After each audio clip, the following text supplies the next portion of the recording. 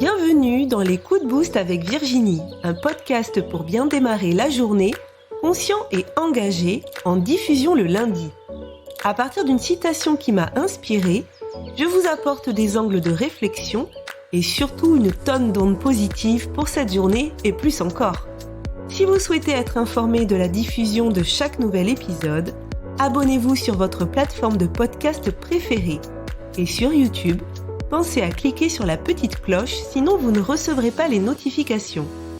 Pour vivre ces coups de boost en live, rendez-vous le mercredi dans le groupe Facebook privé Osmose Harmonisons nos relations. Vous pouvez aussi me retrouver sur ma chaîne YouTube Virginie Chastel ou ma page Facebook du même nom.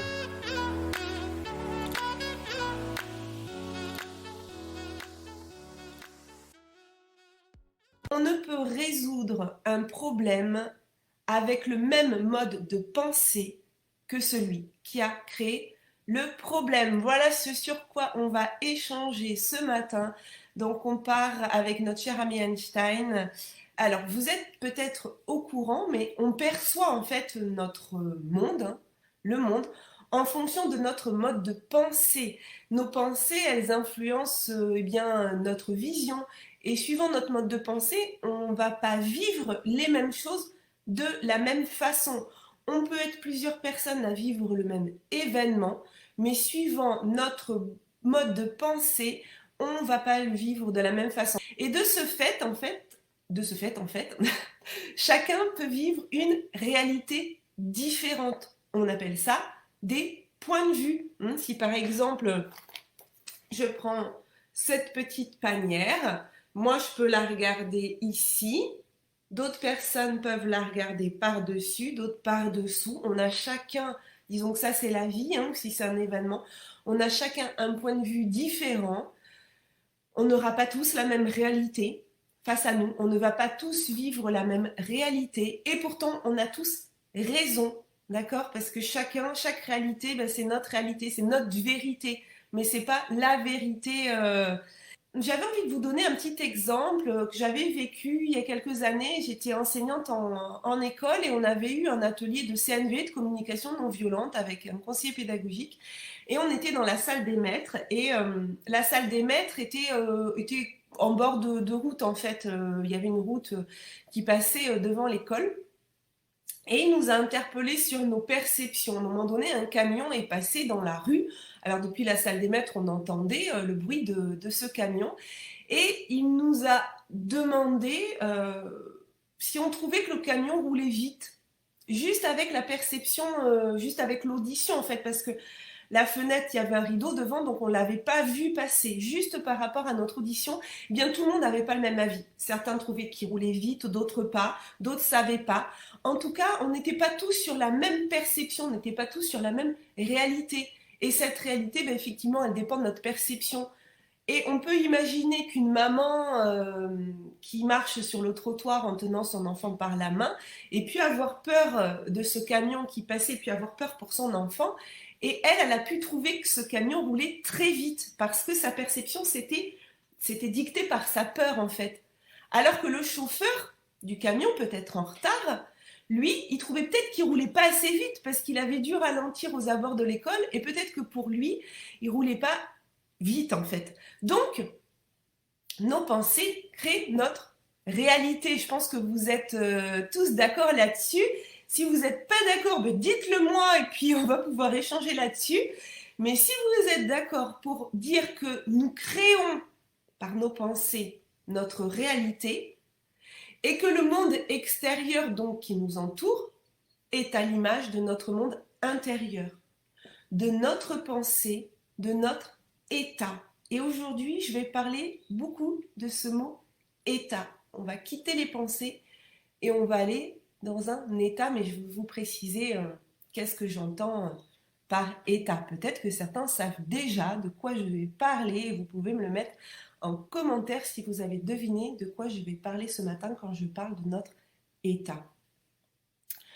Alors on entend beaucoup depuis quelques années, depuis l'avènement du développement personnel, on entend beaucoup parler de pensée positive, on nous a dit de de changer nos pensées, de changer nos croyances, de faire de la visualisation. Isabelle, hein, Isabelle Gontran, je pense à toi avec tous les petits exercices qu'on peut faire dans le Miracle Morning, excusez mon accent. Mais on parle beaucoup de, voilà, de pensée positive, de croyances, de visualisation. Et Isabelle, tu vas voir où je veux en venir. Et tout ça, ce sont de très bons conseils, il n'y a aucun problème là-dessus. Mais en fait, ça ne va pas fonctionner si on n'est pas dans le bon état.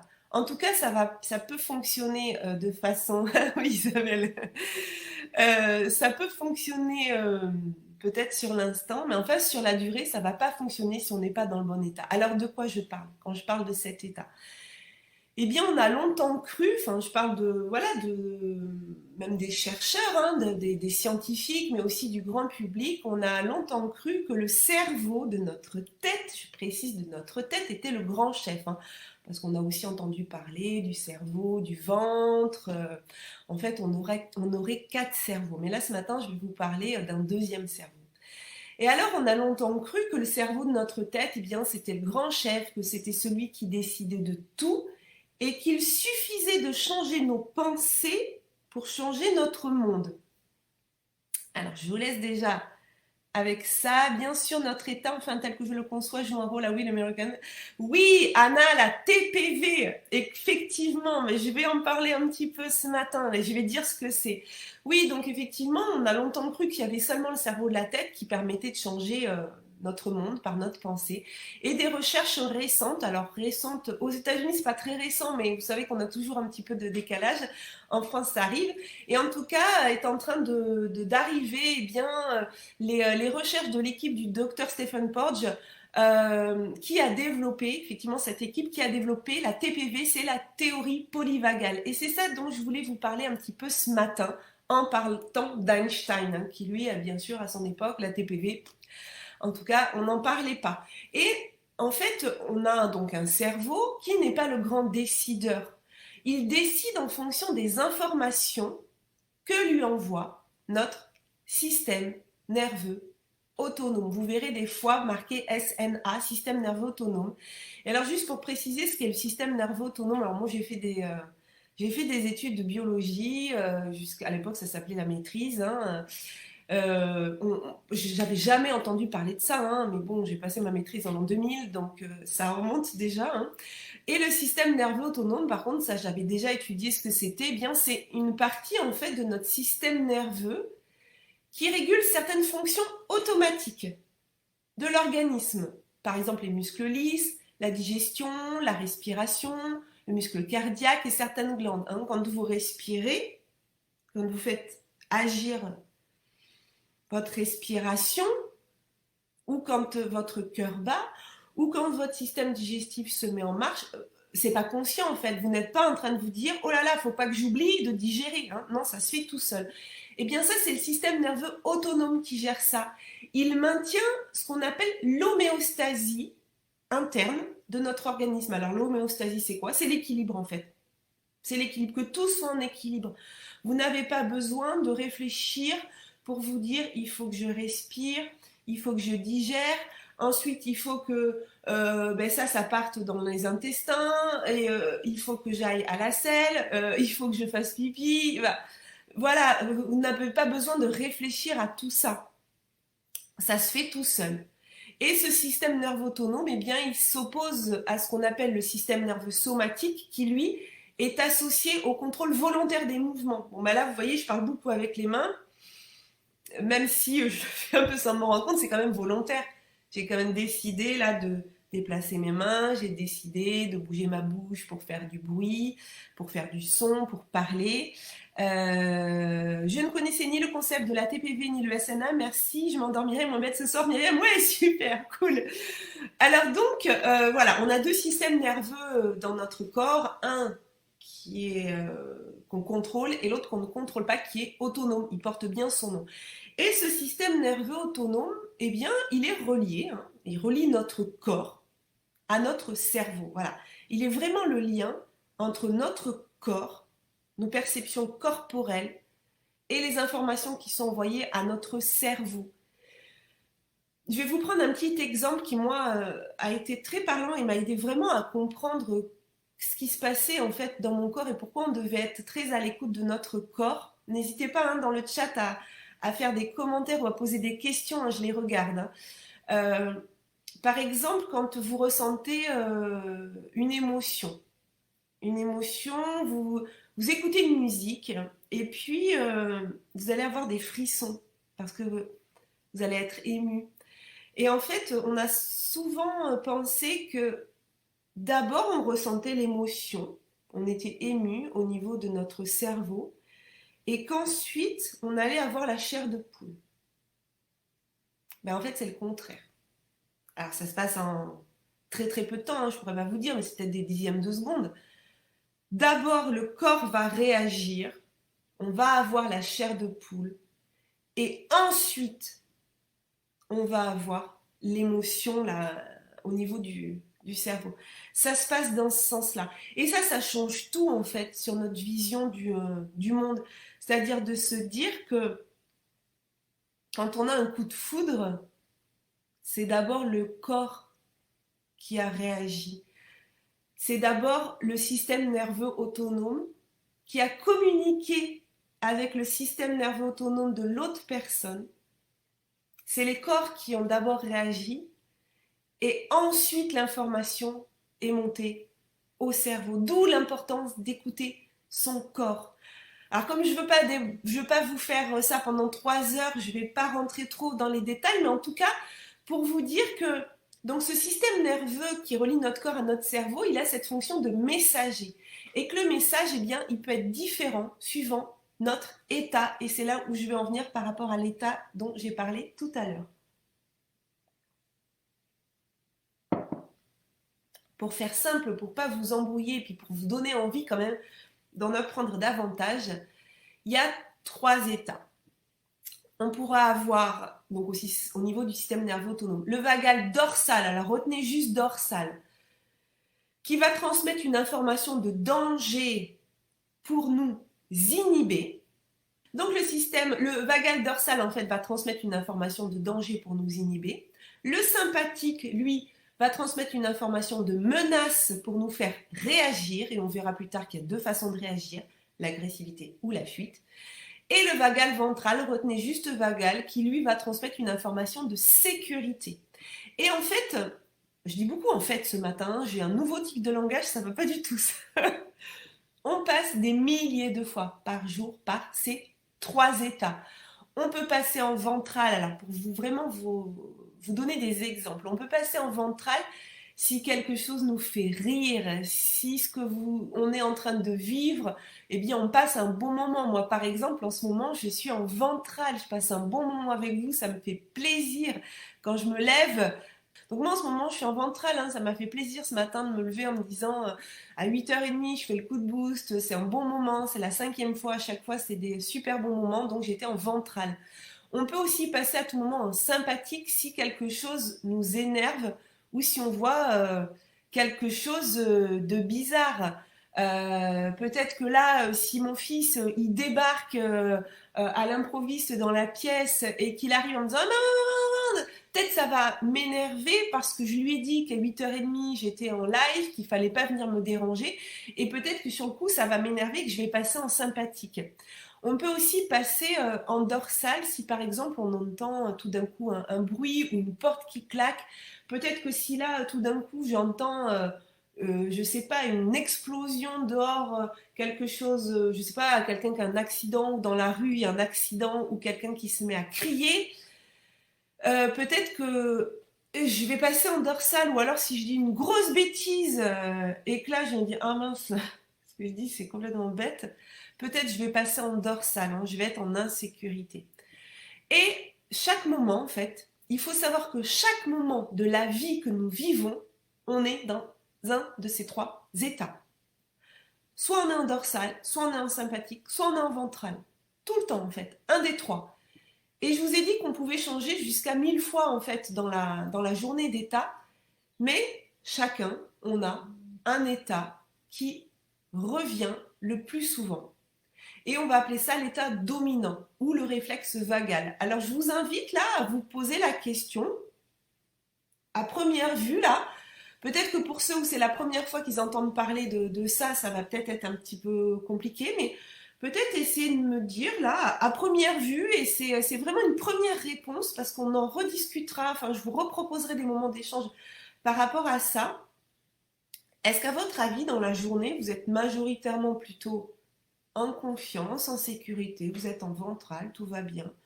Ou est-ce que vous êtes plutôt en dorsale? Si vous êtes quelqu'un, par exemple, de très timide, vous êtes plutôt en dorsale, vous n'osez pas aller vers les autres, et il n'y a pas de jugement, hein, c'est votre état, ça ne définit pas qui vous êtes, c'est votre état. Est-ce que vous êtes plutôt en dorsale parce que vous n'osez pas prendre la parole, vous êtes plutôt sur la retenue, vous observez, ou est-ce que vous êtes plutôt en sympathique, plutôt à réagir? Par exemple, le sympathique, ça va être quelqu'un qui, dans les embouteillages, il s'énerve tout le temps en fait. Dans une file d'attente, il s'énerve. Dans la salle d'attente chez le médecin, il s'énerve. Voilà, quelqu'un qui va s'énerver assez régulièrement, se mettre en colère, il va plutôt être en sympathique. Ça, c'est le sympathique agressif. Et le sympathique fuyant, c'est celui qui, dans une soirée, on vient vous parler, on vous demande alors comment tu vas, tu fais quoi dans la vie, puis vous allez répondre par oui, par non, ou juste dire bah je suis enseignant, ou je suis coiffeuse, ou je suis avocat, ou je suis boulangère, voilà. Puis vous n'allez pas enchaîner sur la conversation, vous allez plutôt fuir, vous n'avez pas trop envie de rentrer dans la discussion. Donc je regarde vos commentaires, vous êtes 10 là connectés. Alors Myriam, ouais, pour l'instant je dirais que je suis plutôt en ventral. Ok, super. Voilà, dites-moi, vous, à votre avis, sympathique, Isabelle. Et Isabelle, tu penses que tu es plutôt sympathique agressif ou sympathique fuyant, hein, si on va un petit peu plus loin, toi qui commences à découvrir aussi ce que c'est que la théorie polyvagale. Alors, le temps que vous me mettiez un petit peu vos réponses, je continue. Et donc, le cerveau, votre cerveau, il reçoit du système nerveux autonome une information qui est déjà identifiée. Et il va pouvoir organiser sa réponse, il va pouvoir agir face à la situation, soit en confiance s'il n'y a pas de danger, donc là on sera en ventral, soit en méfiance s'il y a de l'insécurité. Et l'insécurité, ça va être du sympathique ou du dorsal. Et nos pensées, nos sentiments, notre petite voix dans notre tête, en fait, ce ne sont que des informations qui nous permettent de savoir dans quel état on est. Anna, plus je fais du télétravail, plus je suis en ventral. Génial. Donc, tu sais que le télétravail, c'est quelque chose qui est bon pour toi, pour te mettre en ventral et donc réagir à la vie de façon en sécurité. Alors, comme je vous disais, je ne vais pas rentrer trop en détail dans ces 3 états ce matin, mais en fait, encore, voilà. Si vous voulez en savoir un peu plus, je vous invite à rejoindre le groupe privé Facebook Osmose, hein, parce que là, j'irai un petit peu plus loin que je ne le ferai sur la page Facebook. En tout cas, revenons à la citation de notre cher ami Einstein et voyons que, eh bien, même si la TPV n'existait pas à son époque, sa citation est toujours dans l'air du temps, hein. On ne peut résoudre un problème avec le même mode de pensée que celui qui a créé le problème. Suivant notre état, donc vous avez vu, du système nerveux autonome, on ne va pas vivre les choses de la même façon et on ne va pas y répondre de la même façon. Je vais quand même prendre l'exemple de quelqu'un de timide dont l'état dominant serait le dorsal pour vraiment que vous donner un premier aperçu de ce que c'est que cette théorie polyvagale. Alors, quelqu'un qui serait en dorsal, il aurait plutôt des sensations, donc quand je parle de sensations, c'est les sensations corporelles, plutôt des sensations de lourdeur, une respiration quasi imperceptible, pas d'énergie, quelqu'un qui serait assez mou, déconnecté, qui pourrait avoir des problèmes de digestion, une personne qui pourrait être un petit peu vaseuse. Alors, elle n'est pas obligée de tout avoir, hein, mais quelqu'un qui serait en dorsal, il pourrait avoir ça dans une soirée, il pourrait être mou, comme ça, là, déconnecté. On lui dit ça va? Ouais, ça va. Vous voyez un peu aussi au niveau de l'attitude corporelle, quelqu'un qui va plutôt se tenir le dos un petit peu voûté, qui ne va pas être comme ça, là, voilà, qui prend sa pleine place. Non, plutôt quelqu'un de recroquevillé un petit peu sur lui-même. Il pourra avoir des sentiments de honte, de culpabilité, de victimisation, de désespoir, de déprime, d'abandon, d'isolement. Vous voyez, ces sentiments-là qu'on peut avoir, ça montre qu'on est dans un état dorsal. Et je vous l'ai dit, hein, on n'est pas toute la journée, mais ça peut être notre état majoritaire. Et nos pensées, du coup, on a eu les sensations, les sentiments et nos pensées. donc au niveau de notre cerveau, de la tête, ça pourrait être « je n'y arriverai pas, c'est pas la peine, je suis pas quelqu'un d'important, je suis nul, ça sert à rien, laissez-moi tranquille ». Et donc les comportements qui vont en découler, hein, je vous ai dit, ça part du corps, les sensations, on a des sentiments, ça nous crée un mode de pensée et donc un mode des comportements. Et là, on va pouvoir avoir de l'inhibition, de la procrastination passive, de la solitude, se rendre invisible, de parler pas fort, de parler peu, se replier sur soi, de se dire de pas trouver de solution du coup, hein, réellement de pas trouver de solution. Et cette personne-là, qui est majoritairement en dorsale, elle aura beau faire toutes les visualisations possibles, elle aura beau dire toutes les affirmations positives du monde, elle pourra faire tout ça. Tant qu'elle n'aura pas changé son état, en fait, ça aura du mal à marcher sur la durée, hein, ces affirmations positives. Et donc, pour résoudre un problème qui a été créé dans ce mode de pensée-là, il faut d'abord changer son état pour pouvoir changer son mode de pensée. Ce qui fera apparaître un autre monde et ce qui fera apparaître des solutions. D'accord ? En fait, ce que je veux vous dire, c'est que c'est très bien les affirmations positives, les visualisations positives, mais si d'abord on n'a pas travaillé sur son corps et sur ses sensations et sur l'état dans lequel on est, en fait, ça ne sert à rien, en fait. Ça ne va pas marcher. Donc, il va falloir travailler aussi là-dessus. Et je dirais même, il va falloir d'abord travailler là-dessus. Et ensuite, on travaillera sur le cerveau de la tête. Et ça rejoint en fait une autre citation d'Einstein que j'aime bien, qui dit « La folie, c'est de faire toujours les mêmes choses et de s'attendre à un résultat différent. » Donc, adapté à la TPV, la théorie polyvagale, on pourrait dire « On ne peut s'attendre à un résultat différent sans changer l'état dominant de son système nerveux autonome. » Ouais, je sais, c'est moins sexy en fait. Mais je crois que c'est pas mal efficace en fait, quoi. Donc, il faut d'abord s'entraîner à être le plus souvent ventral. Et là, vous allez me dire, t'es bien gentil, ok. Mais on fait comment?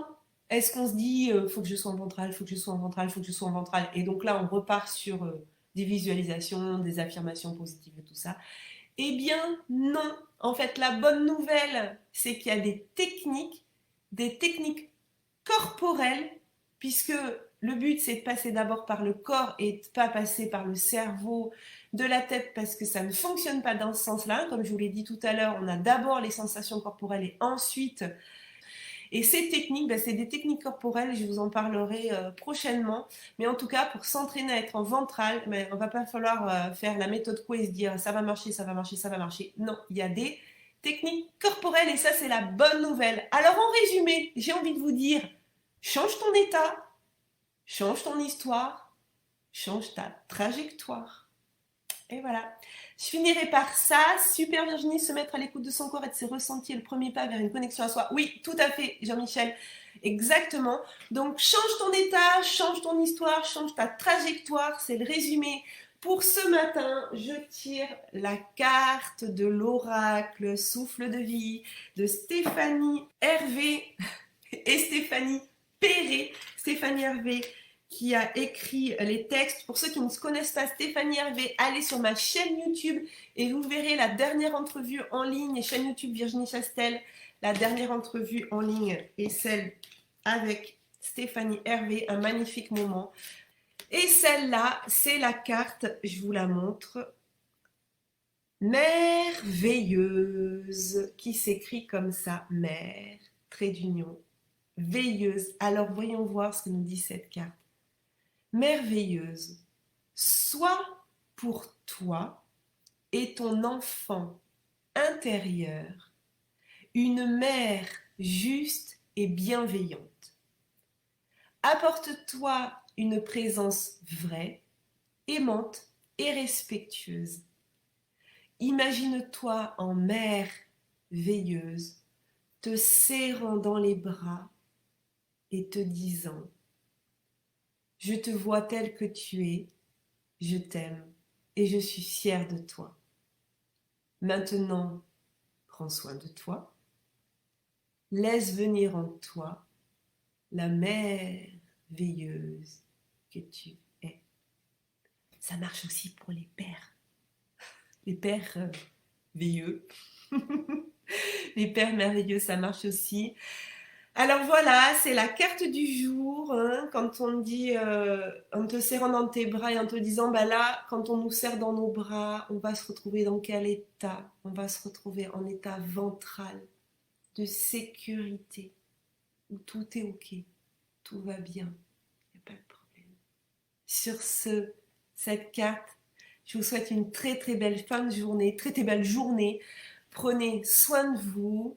Et on se retrouve mercredi prochain. Très belle journée à vous. Prenez soin de vous. Ciao, ciao. Si ce coup de boost vous a plu, sentez-vous libre de le partager. Je vous invite aussi à découvrir mon autre podcast, Osmose, harmonisons nos relations, dans lequel je vous propose tous les vendredis une aventure audio vers la découverte d'une personne qui m'a partagé son histoire, ses épreuves et les actions mises en place pour retrouver son équilibre et son énergie. Belle journée à vous et surtout, prenez soin de vous.